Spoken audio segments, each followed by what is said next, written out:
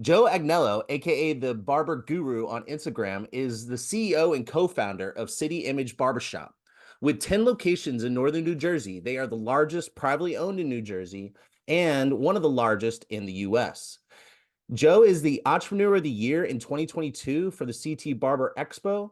He gives free advice on his Instagram and coaches barbershop owners. And he also has over 200 people signed up for this masterclass. Today, we're going to hear his story, how he got to where he is, and what he's doing now. Welcome back to the Hairdresser Strong Show. My name is Robert Hughes, and I am your host. Today, I'm with Joe Agnello. How you doing today, Joe? What's up, Robert? I'm doing well. I'm glad to finally be on your podcast. It's been a long time coming, and I'm excited for this conversation we're about to have. Yeah, me too. So anybody who's out there listening or watching, I met Joe at the Barber Expo, the BarberCon in New York, and that was 2022, I believe. Yes, And we connected, and being such a busy person, it took a while to get on Joe on your schedule, and I want to thank you so much for coming on and talking with us today. absolutely. I appreciate the opportunity. Awesome. So let's hear your story. First of all, are you a barber? I am not a barber. No. Okay. So my brother's a barber. He's my 5 years younger than me. Um, he started the first location in 2009. He was only 19 years old. At the time, I was working at a bank. I was a bank manager, actually. And I was just helping my brother out with what I thought I knew about business, which obviously now, what I know about business now, I knew nothing then. But, being the older brother and always looking out for him, I just wanted to be there and support him in any way possible. So I just kind of was helping out in the background, just helping out with like paying the bills and kind of giving him a little bit of advice on how to deal with some of the employees and stuff like that at the time, and nothing crazy, right? And he always had a dream of opening up a chain of barbershops. And, the dream is always one thing, but actually doing it is another thing. So it was one of those things where, like, at the time you listen to him and you're like, yeah, yeah, let's try and get through this shop first and see what happens. But, his relentlessness, his work ethic, and his ability to not be selfish and bring other people on to as partners, such as myself and also Isaac, who was the second barber ever hired in the company, who became our partner and everything. And then obviously growing barbers along the way and allowing them to become partners and owner operators. That just shows the unselfishness of Jeff, my brother, and how this business wouldn't have been able to grow if it wasn't for that. There's a lot of business owners who refuse to share the wealth, who refuse to make other people a part of their process, a part of their journey. And hey, listen, sometimes it works out for them, but most times it doesn't in a sense of scaling. It's hard to scale when you don't have a team. And when that team, and I don't mean a team of employees, of course, because that's important as well, but just a team of like-minded people that are equally as invested as you, that love the company as much as you, love the brand as much as you, have the same vision. There's only so much you're going to get out of employees. There, some of them diamonds in the rough might eventually become that, but you need some partners if you really want to do something big, and that's what Jeff and myself and Isaac and our entire team have been able to do. And we're now at 10 locations across all over northern New Jersey. And we're proud to say that we are the largest privately owned barbershop. And that's not something to just boast as clout or any other reason. It's not easy. We have zero outside funding. We have no big money investors behind us. We just take all of the any type of profits that we have and keep reinvesting it back into our employees, back into the business to keep growing. We take low salaries. Many people, if they hear with the salaries that we take, they'd be shocked at how low we pay ourselves. But to us, it's always long term. And if you pay yourself a lot now, you're not going to get a lot in the future. But if you reinvest the money constantly and to a point to where it gets to a point where then you can start to do really well and be able to distribute money for yourself, hey, we're not in business as charity. The goal is to distribute profits to yourself and to have a really good life. But, we still have a little bit left in the tank where we know that we can keep reinvesting to get it to a bigger and better brand and a stronger brand. So that's where we're at now. And, I got a question. What are you how long ago did this happen? Did you start with your brother and start creating this partnership and team to scale and get everything to where it is? yeah, good question. So 2009 is when he opened. And it wasn't until 2013 which is 4 years later that we opened our second location. That's when I officially came on as a partner. So it was about 4 years of, just, my brother just working hard and going through his battles of entrepreneurship at a very young age. His friends are all in college, having fun, going out, drinking, and all these different things. And he's just buckling down and working 60 hours a week, 70 hours a week, making really great money, of course, because, obviously you're as an owner operator and you're cutting hair, you're doing well, especially in a small shop, 3 chairs. Rent was really low at the time, nothing like what it is now, obviously. And, but you had to have that work ethic in there, and that's what he had. So once we saw 2013, we had an opportunity to open up a location number two. That's where I came on board as a partner. And, it was rough. Having a second location doesn't mean double the work. I think a lot of people have that misconception. It's like, oh, well, just two locations, just let me just double the work. Like, no, it's so much more than that. It's making sure that, like, okay, so do you stay in location number one or do you move to location number two? Then does location number one hurt because you left it? And now do you have the right person in charge there to take care of location number two or vice versa? Myself, I was still working in the bank and I couldn't, a barber shop doesn't make enough money if you don't cut hair in it to be able to profit enough to live to be able to afford your bills, right? It's just not one of those businesses. And so I still had to work full time. So obviously I would go to the second location after work. I'd get out. Good thing it was a bank, so we closed at 4:30, right? And I would shoot right to the second location, finish out the night there, especially for the first like 6 months. Go there all day Saturdays and stuff like that. But it took a toll and it wasn't easy. And I really will say, we actually put it for sale after not even a year. And thank God, thank God nobody bought it. We obviously had the price a little too high, right? And but I'm so happy because I think that this business would have gone in a completely different direction if we had sold that business. And because then that would have been one of those cases of, well, yeah, we tried doing this another location, didn't work out. you know, Location number one will still just do fine. Jeff's there. He's going to be work a barber. He'll invest in real estate, and that's how he'll do well in life. And I'll just continue to climb the ladder in barbering. Sorry, in banking. And you know, it wasn't until Isaac, who was our third partner, who was at the time working for Jeff in Little Falls as his manager, that he was like, send me to Oradell, which is location number two. If you want to fix it, send me there. I got it. And, I was like, sure, go. And Jeff was kind of like being selfish, right? Because he didn't want to lose his right hand man for in his current location. And I say selfish not in a bad way. Like, it's understandably so. Everything's going well here. You know, if you break that, now we might have two problems where it's like, now I have a problem here and a problem there. But I said to Jeff, hey, listen, you're there no matter what. So it's not going to fail. This is failing. So Isaac went there and the numbers tripled in a matter of a year. And that was the Nice. beginning of the beautiful journey. 2016, we opened up our third location. 2017, our fourth location. 2018, we opened up three at once, to be at seven. And then obviously, 2020 was COVID, and that took a little bit. But we came out of COVID with two new locations actually, because unfortunately, COVID closed down some shops, and we were able to grab a couple locations because we were so foundationally strong to be able to do so. So we currently opened up our 10th location now, this past week. It's doing pretty well so far, thank God. But obviously, it's January, so it's always going to be a little bit less busy than norm. Yeah, So totally. that is how Uh, the journey started. okay. So I have actually, I feel like so many different directions we could go with this. One is, just the whole idea of scaling, like, and you talking about salon owner, or shop owner, not making enough money unless they're working in the shop, and that translates over into salons as well. Like, it's pretty hard to make a decent living if you're not working behind the chair. So how did that happen? Like, how did the conversation, like, was there a conversation? Were there multiple conversations? Was your brother, right? You said, is he was he like, I don't want to take a large amount of a large salary. I'll just let's just like keep putting the money into the business. Eventually, I'm assuming you stopped working at the bank. Like, when did that happen? And like, how did you make all that work financially? The reason why I want to like just put this here before you answer. Sorry.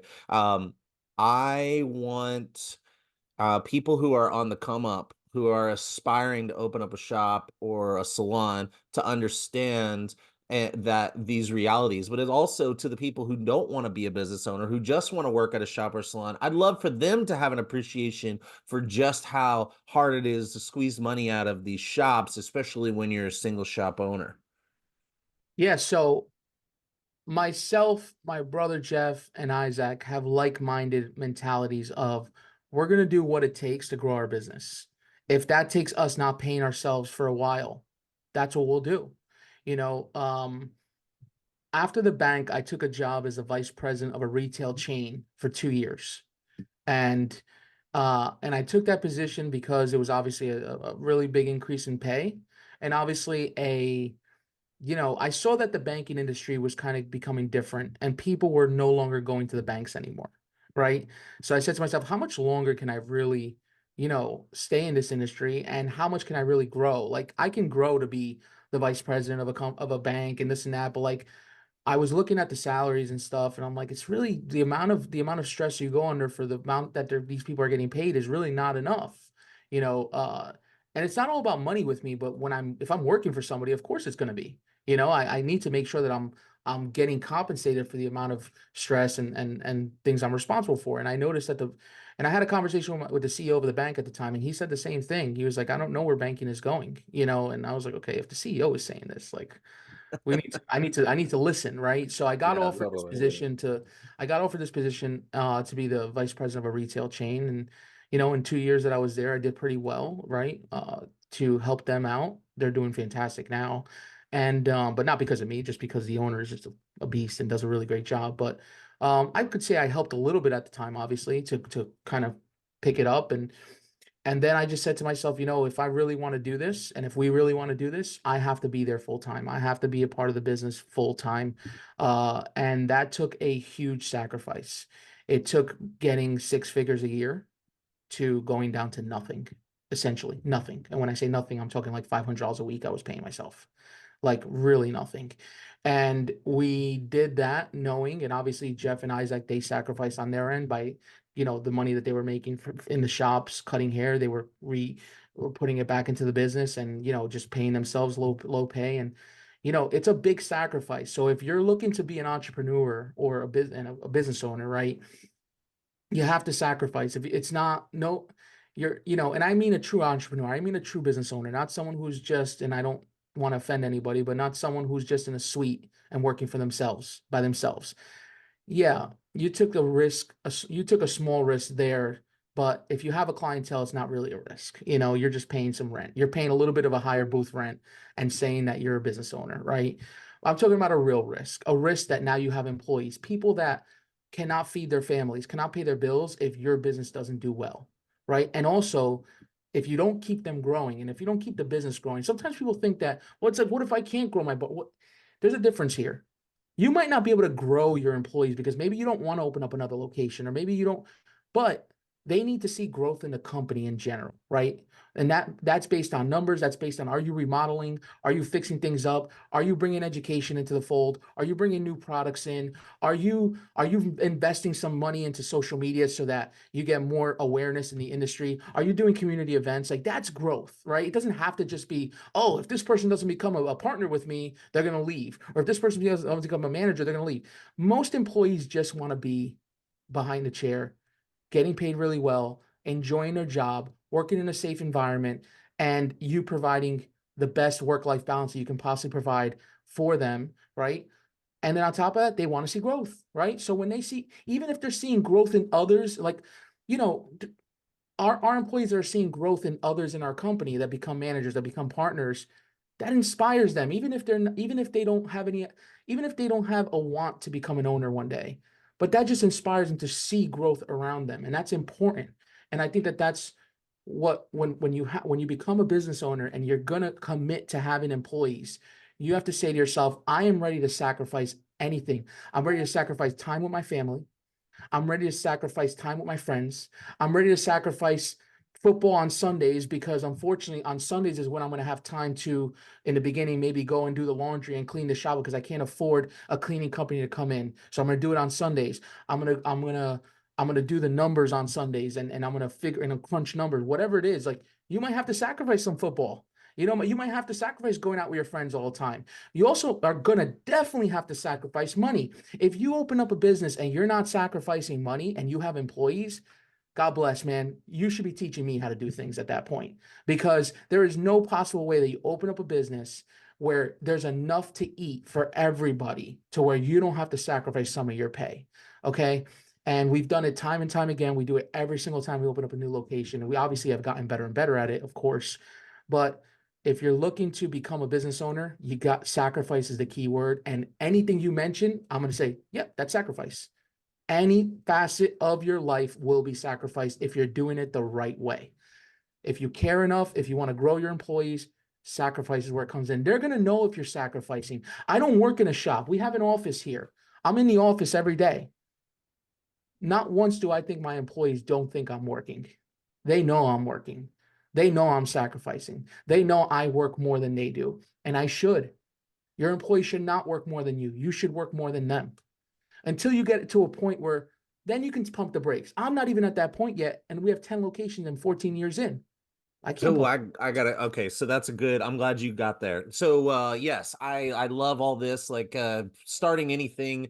I think people have there's like this popular narrative going on all over social media that you can work 4 hours a week and make $10,000 a month or something like that or more, I'm sure. But I'm glad that you said that. Now, however, if someone's hearing this and they're like, okay, I get it. I get it. I want to open up with my own shop and have people that rely on me. I want it to be bigger than me. And or maybe they want to move multiple locations. I feel like that might be two separate approaches and answers to this question, but when is that point? Like, do you have any advice or how do you kind of look at like, I mean, one, what is your point where you start taking taking more money or doing less work, or maybe there's a bigger exit plan to sell the whole business.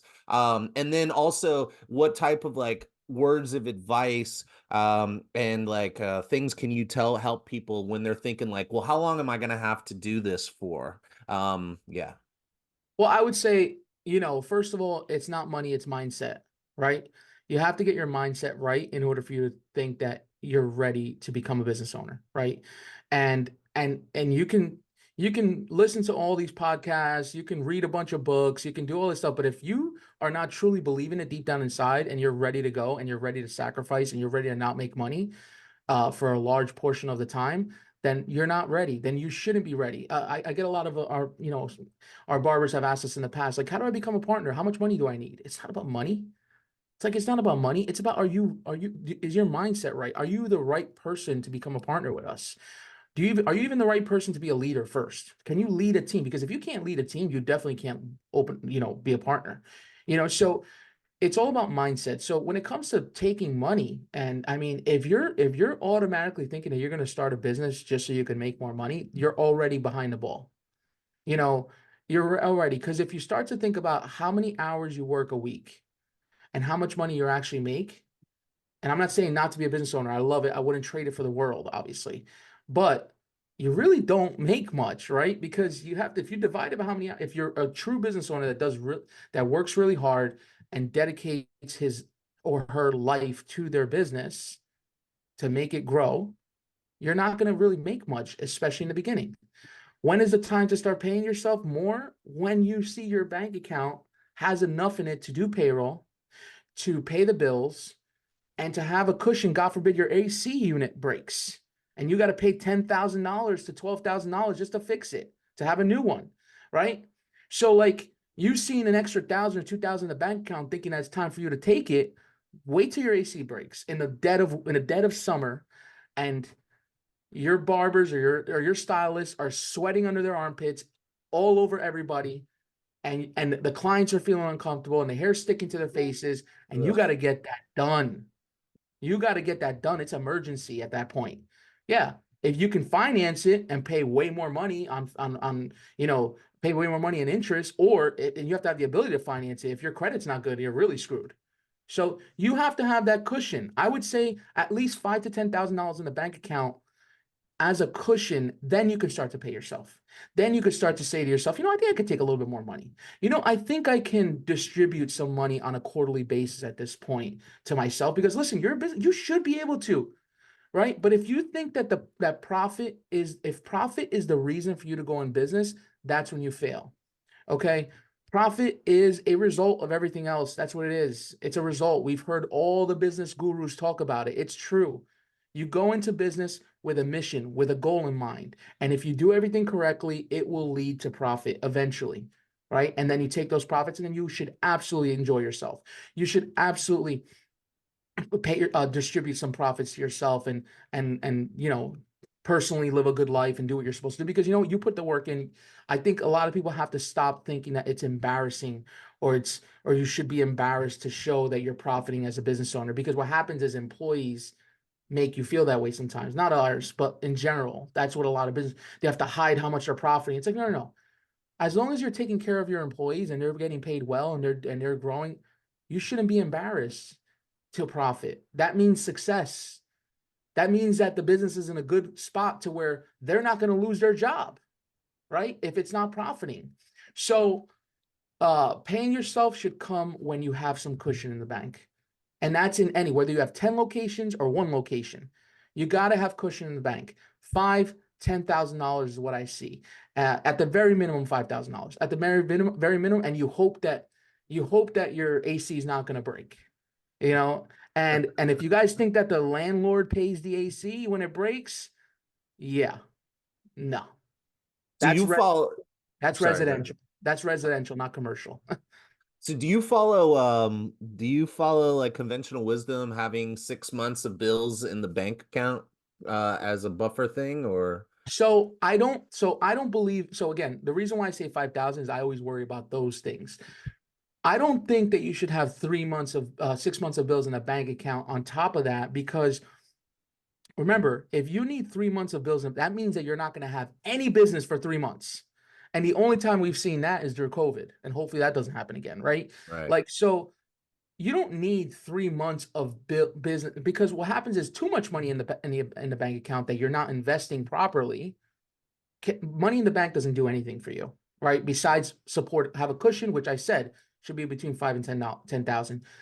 Like your 0 point should be $5,000. Like if you see $5,000 in your bank account when all bills are paid, that's zero to you. That's what that. If you really want to run your business well, now in the beginning you're not going to be able to be there.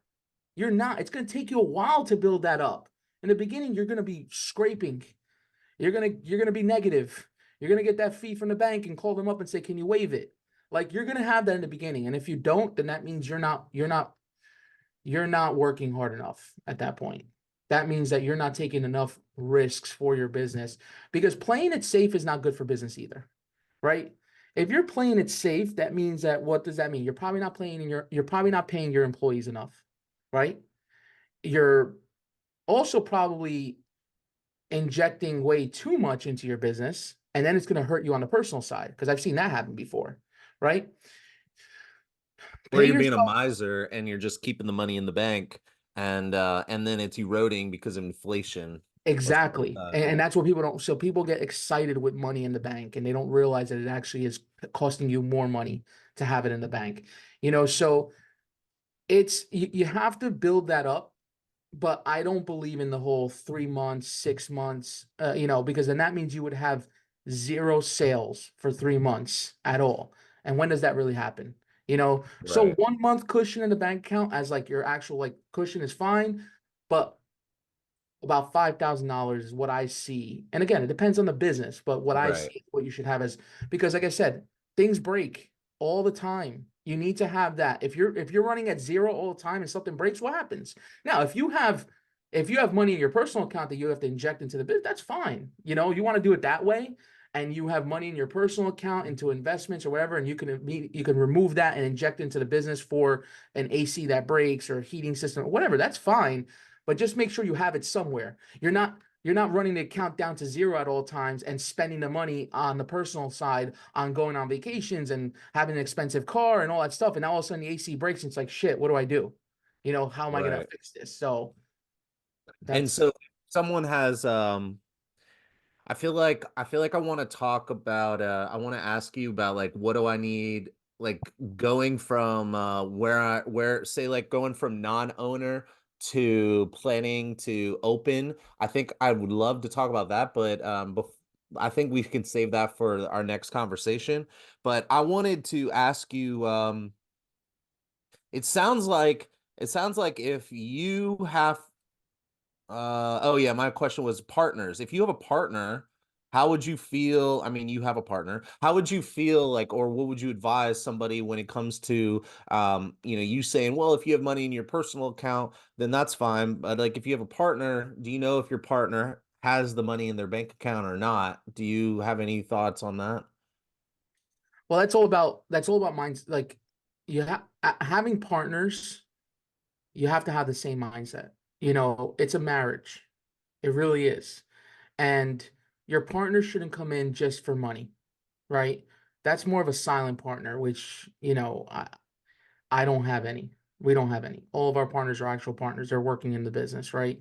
So we know that they all have the same mindset. We all have the same mindset. So if we have to inject money into the business, then we all have to inject money into the business, and we're confident that everybody knows that and has that, Gotcha. and it's all about having like-minded people.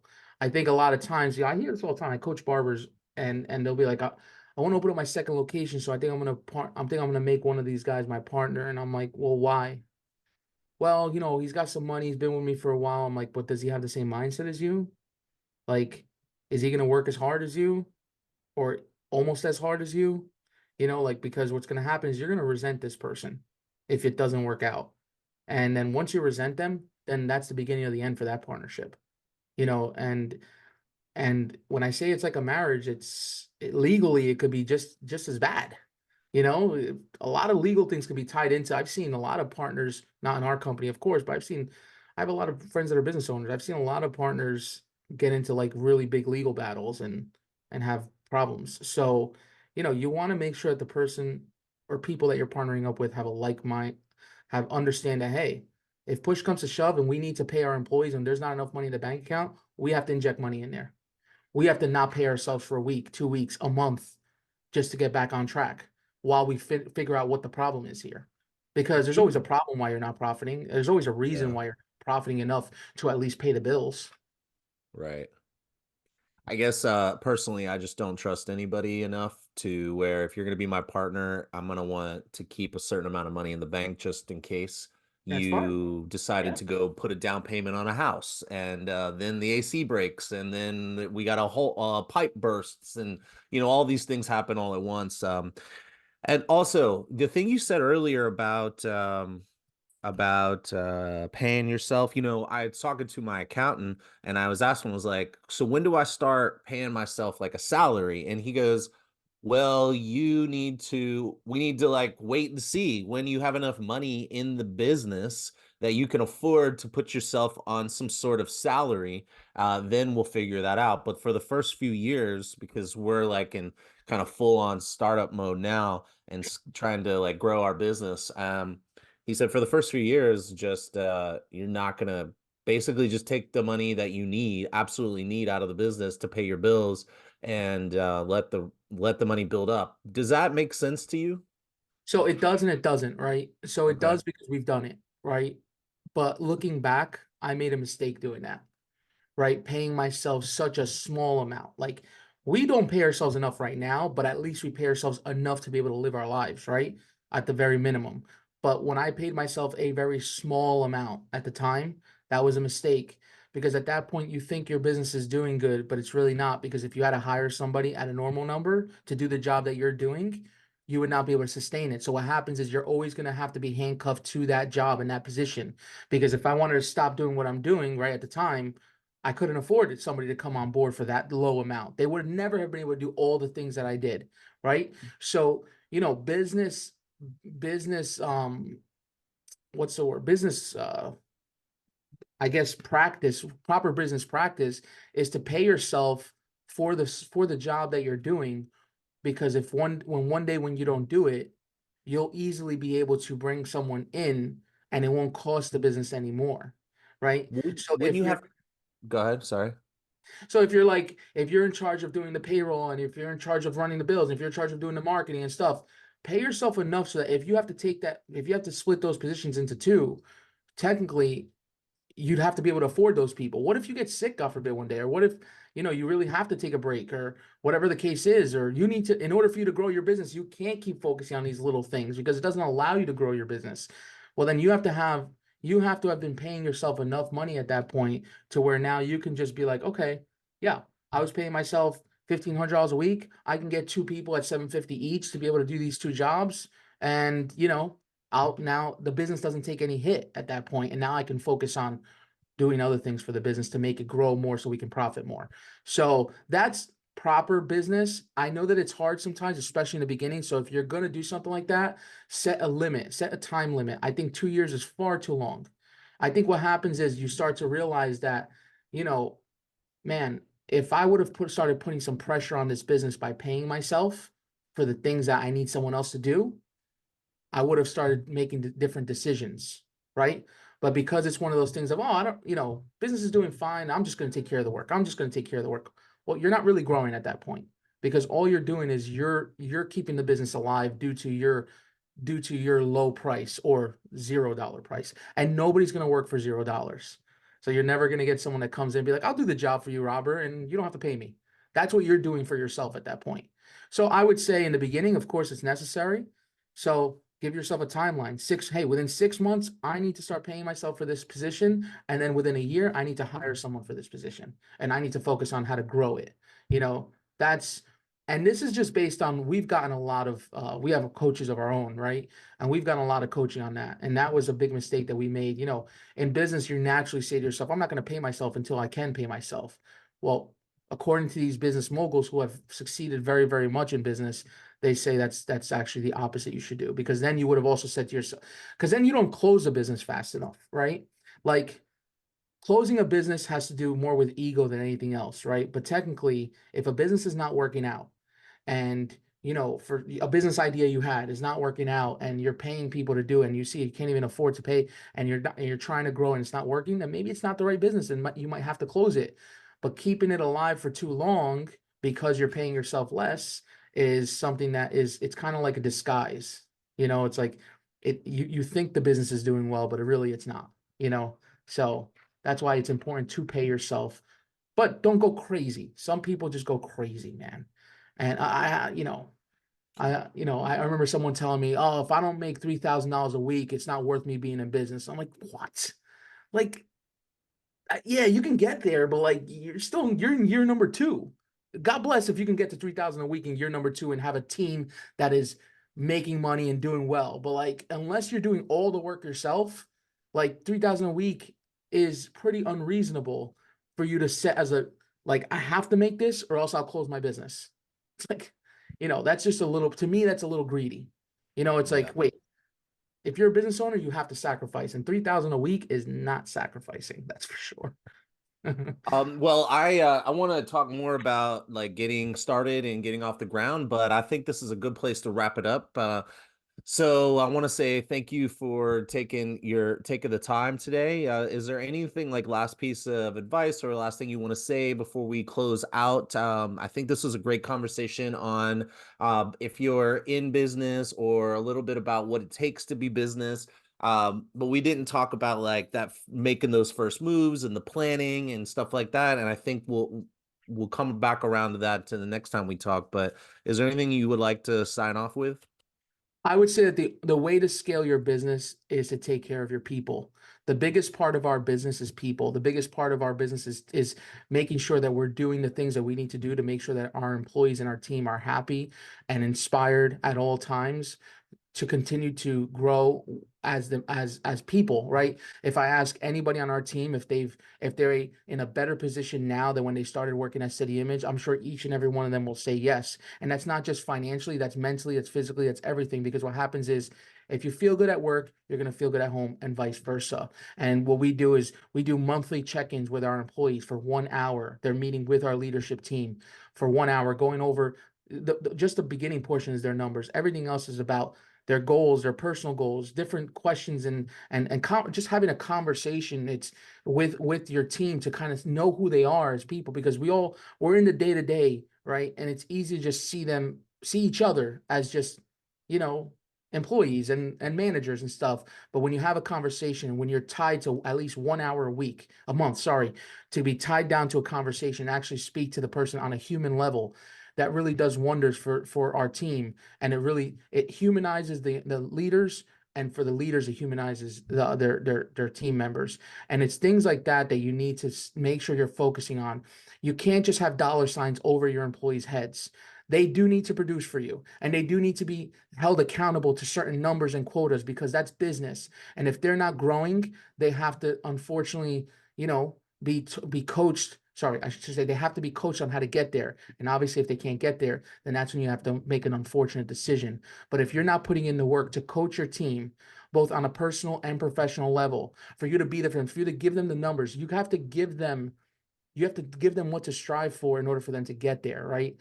And if you're not doing all that and you're just thinking like, hey, you should just be doing well just because you're doing, like, no, like, you need to provide education, you need to provide coaching, you need to provide a safe work environment. When I say a safe work environment, people always get confused. And they're like, what, like nobody robs you? Like, no, no, no. A safe work environment where you go to work and you're happy and you know that nobody around you has an ill intent, that everyone around you is not competing with you.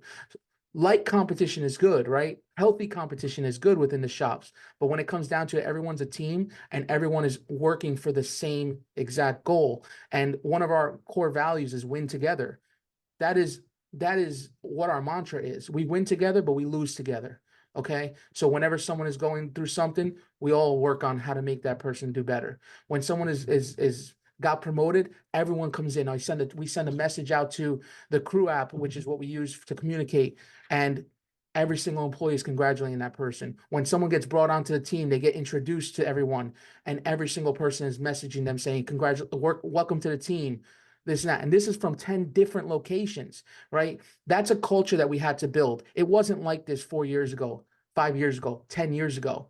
It wasn't like this. And that all stems from hiring the person, not the barber. Okay. When you have someone in front of you, you have to hire a person that just happens to know how to cut hair. Okay. Because if the person is not right, and if the person has a bad attitude and is not in the right mindset, they're not going to be good for your team. I don't care how good they cut hair. Okay. Because the client doesn't dictate who a good employee is. Okay, you dictate and your team dictates who a good employee and who a good team member is. The client's always just going to look at the haircut at some point, right? And also the service. So you can have someone who gives a great service, really good to the client, jokes around with them, gives them a great haircut, but they're a terrible team member, and they're a terrible employee, right? Because they're just selfish, because they only think about themselves. But the client is never going to know that. So a client doesn't dictate who is a good employee, who's not. Numbers don't dictate who's a good employee and who's not. It's a whole package, right? The numbers need to be met, unfortunately, because if the numbers are not met, the business cannot continue to grow, they cannot continue to pay their bills. So numbers are important, and there's nothing wrong with saying that numbers are important. We have to get away from that mindset of numbers don't matter. No, numbers do matter in business. If you don't look at your numbers and you're not tracking your numbers and you're not tracking how much that person is how much that person is losing, actually how much that person is gaining, and why is that person losing money? What do we need to work on to get them to retain clients? And if that doesn't work out, then unfortunately, maybe this is not the place for them. That's okay. That's healthy. That's business. You're measured on a variety of things, but numbers only. I've had to let go of people who were hitting really, really high numbers and have been with us for many years because they were bad apples and they were affecting the team. So in the end, like I said, what's most important is people.